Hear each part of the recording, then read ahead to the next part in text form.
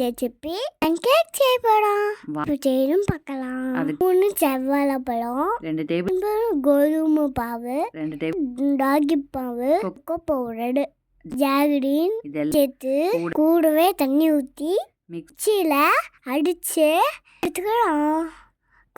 தோசை ஊற்றுற மாதிரி choco chips போட்டு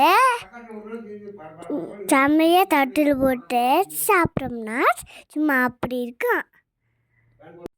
ஈவினிங் டாடி பேன் கேக்கு டாடி சும்மா அப்படி இருந்துச்சு. பேன் கேக் மாதிரி ஊற்றிக்கிறேன் நான்.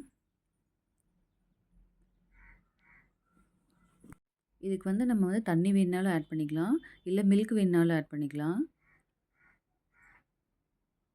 நான் நெய் விட்டு எடுத்துக்கிறேன். நெய் விட்டு திருப்பி திருப்பி போட்டு ரெடி பண்ணிக்கிறேன்.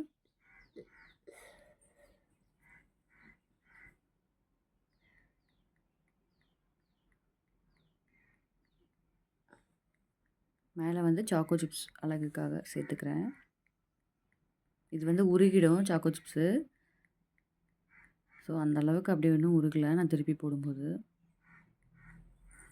அவ்வளோதான், டேஸ்டியான பேன் கேக் ரெடி.